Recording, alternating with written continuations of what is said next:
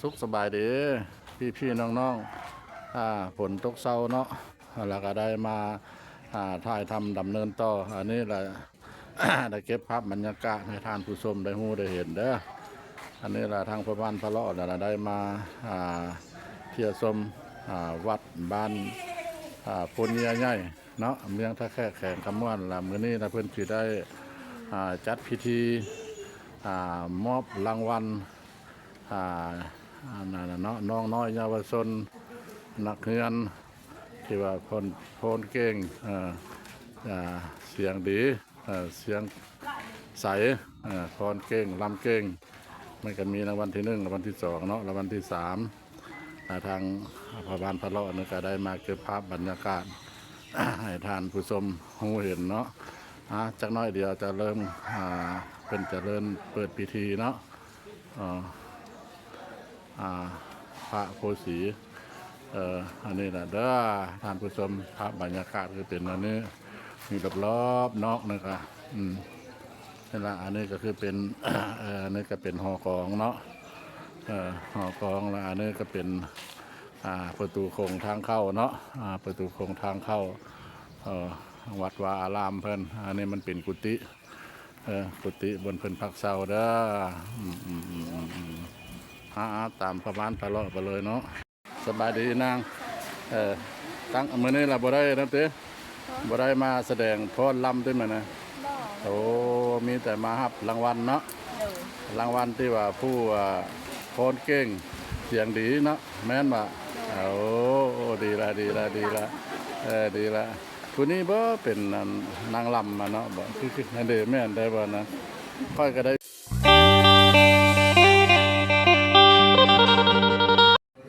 อันดับ3ม.1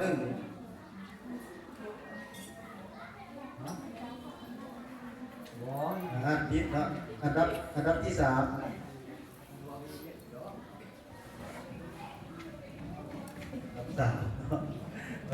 ผิดเนาะเอาไปอันดับ1นางเพชรเนาะม.1นางสร้อยฟ้าม.2นางขันงาม.3อันดับ2นางคำผิวม.4 เนาะนางฮัศนีอันดับ2นางคำผิวนางนิดานางพลอยพานางนิพาพรอันดับ3นางสุขเนาะก็สร้างกับเพลงโรงเรียนจากสมาคมพ่อแม่นักเรียน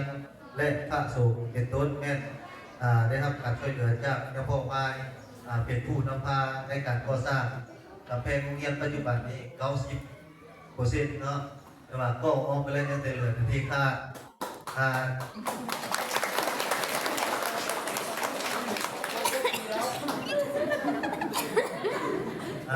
สิได้พลาดอะไรครับเกี่ยวกับตัวสร้างกับเพลงโรงเรียนนี่เนาะภาคส่วนที่ได้รับรับจากรับปูนจากบ้านโนละถ้วยนี่40เป๋ารับจากในบ้านยางเก้าถือว่ารับจากการแพร่บ้านยางเก้า2 ล้านกีบรับจากการแพร่โมเมนต์ไปเก็บไว้เนาะแพร่เนาะครูบาเพิ่นไปแพร่ช่วยเนาะจากบ้านโพเอสที่2 ล้านกีบ1วันยางรอบที่2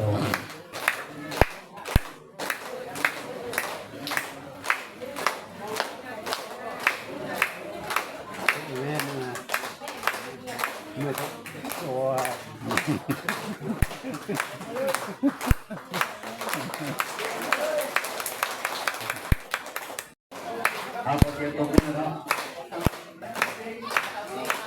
เป็นเรียกพ่อแม่ประธานสมาคมพ่อแม่นักเรียนเนาะ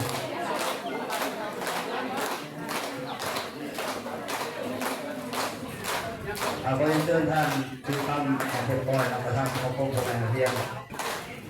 อันนี้แม่สำหรับบ้านคนนี้มีอยู่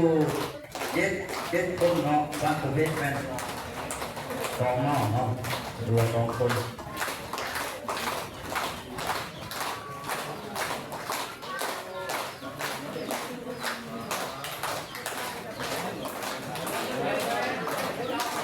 เอาเก็บโต๊ะเลยเนาะ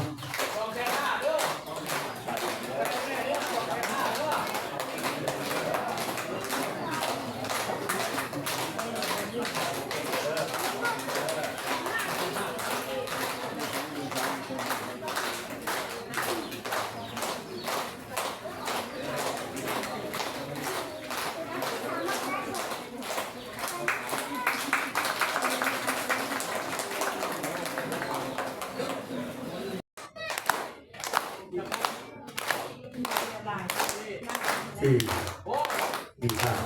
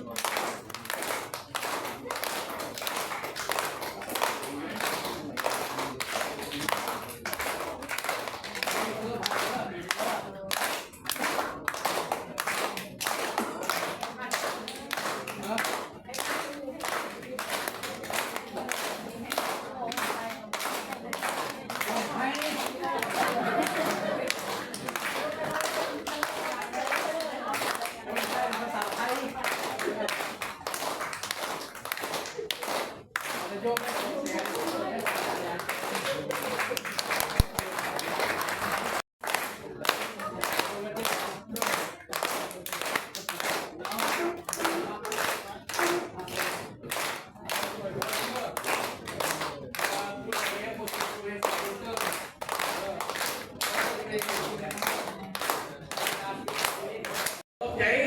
ชายชุปีทางถนนนะครับเข้าคุบ้านขนาดนั้นโทรหาพระเจ้ามีเวทบุญว่าสิวันนี้มดเอาสมัยท่าดีมาบวชว่าไปว่าบ้านเขาเนี่ยไปวัดข้าง3 มื้อ 2 คืนนะครับเจ้าสอดใจแบบไม่มีตัวสอดใจมันเศร้าใจย้อนมีเหตุการณ์ขึ้นย้อนปัญหาที่ว่าตายของบุคคลหรือผู้คนอยู่ในบ้านเราใช่ไหมนะอยู่ในกันยังท่านเจ้าสิบอกว่าตาที่แตกเพราะตาที่มันแตกมันกว้างมันเรื่องแต่ถึงกลางเพราะลงครัวเรือน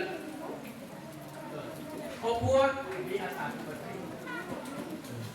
แล้วมาตาที่แต่ของครอบครัวคือไปพวกเป็นหัวหน้าครอบครัวหัวหน้าสมโนเนาะไม่บอกนั่นเพราะนั้นว่าเราไปยังไปแล้วไปกว่าตายมาครับที่สองมามีแต่คนทุกที่เดต้าผมยังบอกวิแต่โทมันสละลูกสละเมียว่าเมียมาบวชนั่นข้าพเจ้าไปวัดเนี่ยทำงานไงเนาะทำไงก็นั่งข้างทำรถไปเฮ็ดบุญวัดเนี่ยเพื่อไปสิบวชเลย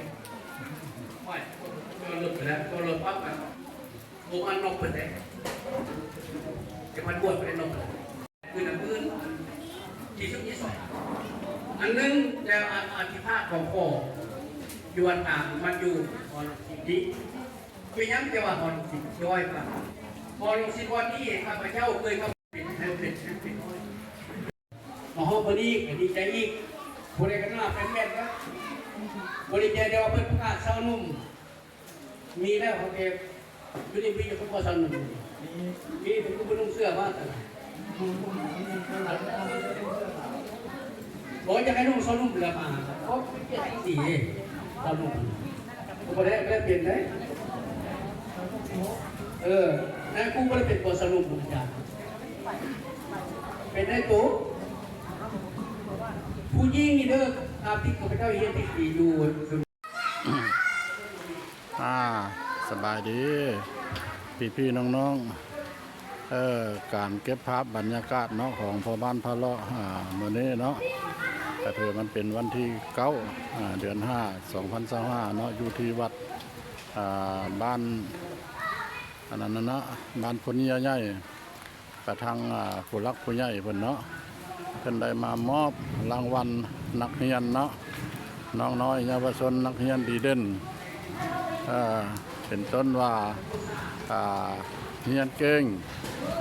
เสียงได้ลำม่วนพรงามฉะนั้นทางผู้ใหญ่เพิ่นจะได้มามอบของขวัญรางวัลเนาะเพื่อเป็นกำลังใจพร้อมด้วยทั้งครูบาอาจารย์เนาะทั้งพ่อบ้านพระเลาะกับเพิ่นก็ได้บอกได้เชิญมาถ่ายทำกับการเก็บภาพบรรยากาศต่างๆเนาะอาชีประมาณนั้นละมาวันนี้กับคำว่าข ออนุญาตนำท่านผู้ชมเนาะFC ภายในหรือต่างประเทศก็ขอจบคลิปนี้ไว้เพียงซ้ำนี้เนาะโอกาสหน้าจังสีพาท่านผู้ชมไปหุ่นจักอีกหลายๆบ่อนเพราะว่ามื้อนี้มันก็สภาพบรรยากาศก็บ่ค่อยอำนวยเนาะฝนตก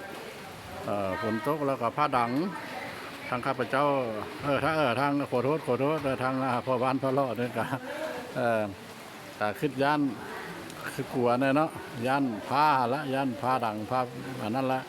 แล้วก็เลยขอจบคลิปไปเพียงเท่านี้คำว่าสบายดีสวัสดีครับ